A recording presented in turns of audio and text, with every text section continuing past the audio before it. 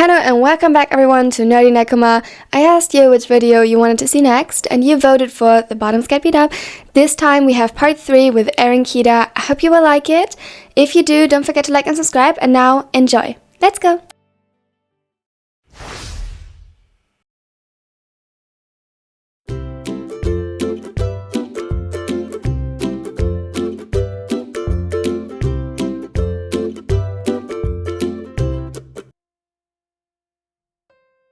Kita's head rested against the cool surface of the passenger window. It throbbed from both the bump growing on the back where he had hit the ground and his forehead where he had been punched. The stabbing pain didn't leave much room for thoughts.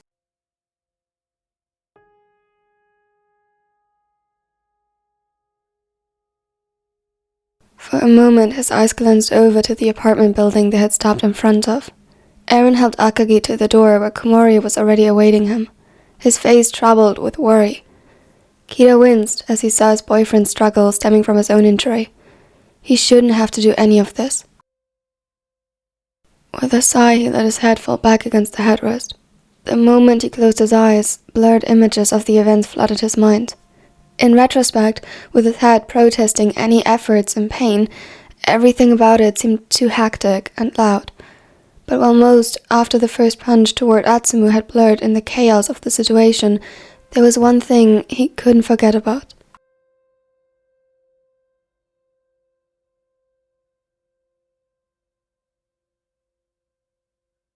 His heart clenched as he thought back on the way the blonde had frozen up. The shock was etched into every fiber of his being, his expression coined by utter terror. He doubted he would ever forget that.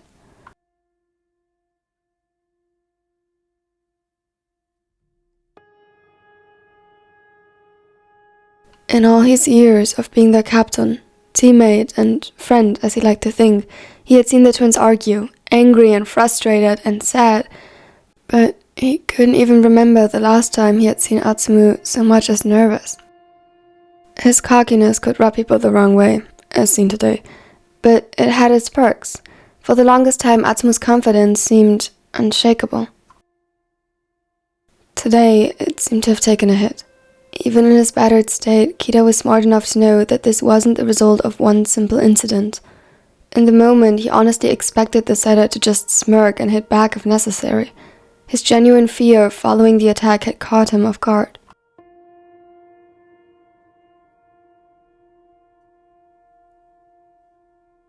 On top of that, he couldn't remember the last time he saw Suna that angry. He was still thinking over what that meant despite the persisting pain in his head when the door opened again.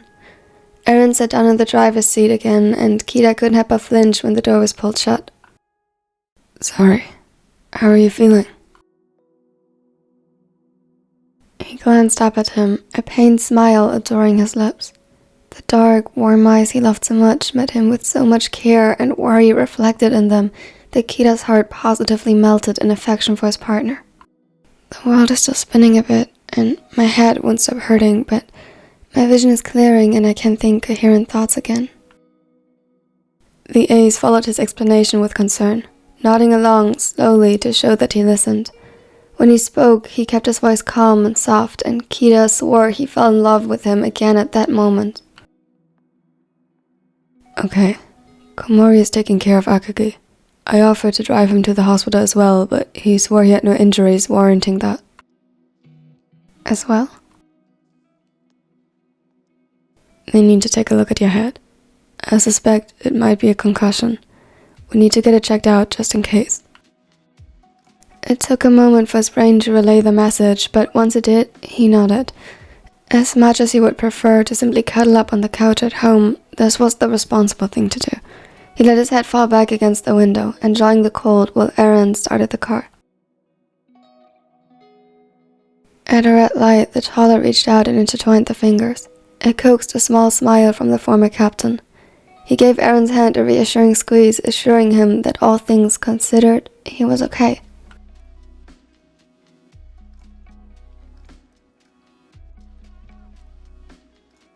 Something the doctor confirmed them as well after some tests and waiting longer than necessary in the ER. The diagnosis seemed clear. a blunt head trauma resulting in a concussion of medium severity, most likely caused by first being slammed into the ground, then again when the punch hit him. He was ordered to rest and take it slow the next couple of days, and sent home with some pain meds. Upon arriving at the apartment, Aran took these instructions more than a little literally.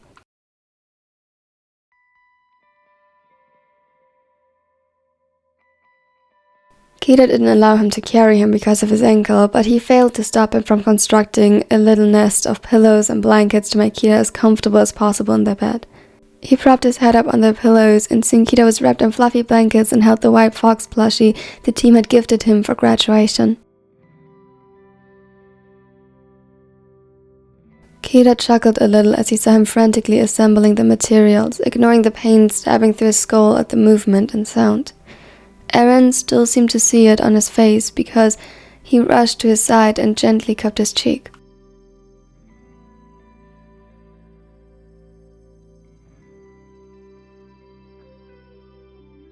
Hey. He smiled at that and gently let his thumb roam over Kita's cheek. The silver-haired had managed to distract the other from his worry at least a bit. Can't even let you out of my sight for a second, huh? He laughed again. The pain was worth seeing Aran's eyes light up. It had taken years for him to reach this level of expressiveness around the other, and a little concussion wouldn't stop him from making his beloved smile. Yes, I'm terribly irresponsible if left on my own. That caused Aran to chuckle as well. How was your head? Kita sighed but leaned into his touch regardless. He wished he could erase the worry that coined the toddler's expression and soothe his anxiety. Still hurting, but the painkillers are slowly taking effect. It is to be expected that it'll take a bit. I know. Doesn't mean I don't wish I could simply take the pain away from you. You're so sweet. He smiled as Aran slowly climbed into bed beside him and gently pulled him to his side. The warmth radiating from him was soothing, familiar. What happened? You're not exactly known for getting into fights. Kita nodded thoughtfully. He took a moment to sort his thoughts and assemble them into a coherent response. Before he started, he rested his head upon Aran's chest. The rhythm of his heart was soothing and aided him in getting a clear head.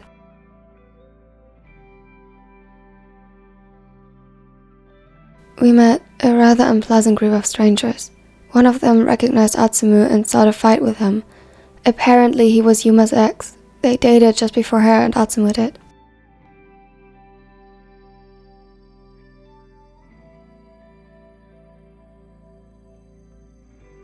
Aran hummed to signal that he understood. The low sound resonated pleasantly in his chest, and Kita snuggled even closer. He seemed to be under the illusion to have some right or claim to Yuma's affection and accused Atsumu of manipulating her into rejecting him. At that, Aran scoffed, visibly irritated, and Kita could only agree with the sentiment. The audacity some people have. He nodded against his chest and took a couple more deep breaths before continuing. Yeah, it escalated rather quickly after that. He punched Atsumu without real warning. When Suna punched back, a full fight ensued, with his friends backing him up. I defended Atsumu. He seemed in shock after the first attack. But eventually I got distracted when two of them focused on Akagi and the one I was fighting took the opening. That was foolish of me.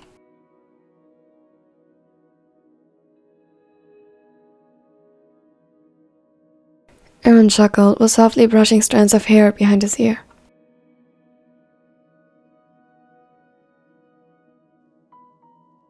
You can hardly blame yourself for that. After all, the last time I checked, you didn't have a lot of experience in the field to rely on.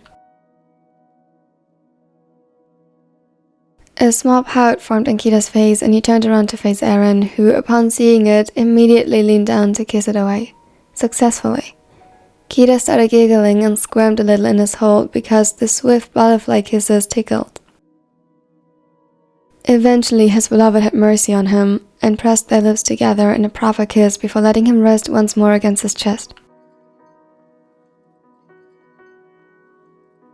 And you're sure you aren't hurt in any other way? Kita shook his head in loving exasperation, but the smile still played on his lips. Yes, I'm certain. I wouldn't keep an injury from you, especially not one that could cause complications or turn into something worse. I know. I believe you. You just seemed so troubled for a moment when retelling the events. Kita nodded slowly, his gaze turning serious. He knew what the ace was referring to and what had caused his hesitation. He just wasn't sure it was his place to speculate. But the more he thought about it, the clearer it became that it truly was troubling him.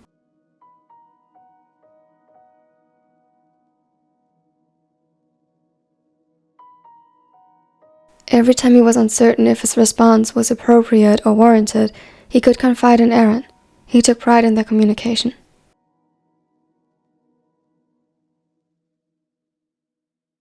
Atsumu reacted oddly. I expected him to fight back or brush it off, but instead he seemed shocked, terrified even. Additionally, he was quiet ever since.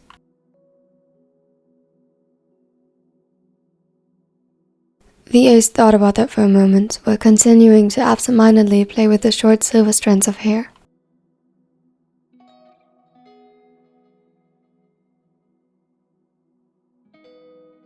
Usually I'd say that it's normal to be shocked when suddenly hit in the face, but with Atsumu it does seem odd. That he was quiet afterward is concerning. I'm glad you think so too. Partially, Kita would have preferred if he had written it off as an overreaction on his part, for Atsumu's sake, but he was glad that his skill to read the twins hadn't completely regressed. Do you think we should ask him about it? I'm not sure. Definitely not soon while he's still recovering. Kita nodded. It was for the best to let the events sink in, process them, and ultimately let the pain it caused pass. One more thing. You did win, right? Surprised, Kita looked up at him before a laugh bubbled up in his chest. Aaron looked so serious while asking. Yes, I think so. Ultimately, they ran. Good. Don't look at me like that. I just wanted to know if I needed to avenge you. He smiled up at him brightly. His pain had long been subdued by the medicine, allowing him to thoroughly enjoy his boyfriend's protective streak. I would have kicked their butts for simply thinking of hurting you. I know, and I love you for it. He leaned up to kiss him gently. They spent the rest of the afternoon in bed, minding their injuries. Aaron checked in on him frequently as the doctor recommended to catch any abnormalities caused by a brain injury or swelling early.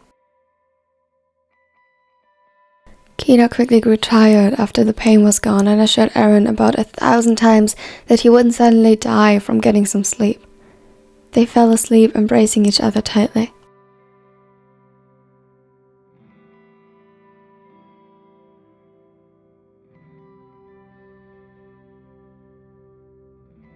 Thank you so much for watching to the end. I hope you liked it. If you did, consider subscribing so you won't miss out on anything in the future, and consider leaving a like on this video because it would really help me out and it would help out this channel.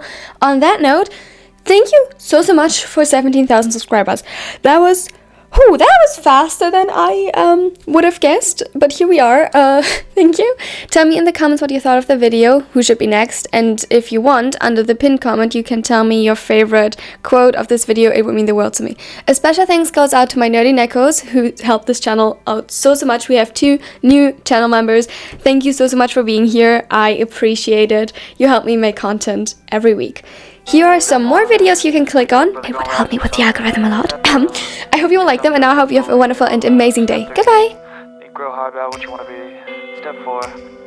Everybody just do your thing. Wake up, today's gonna be a good day. Wake up, today's gonna be a good day.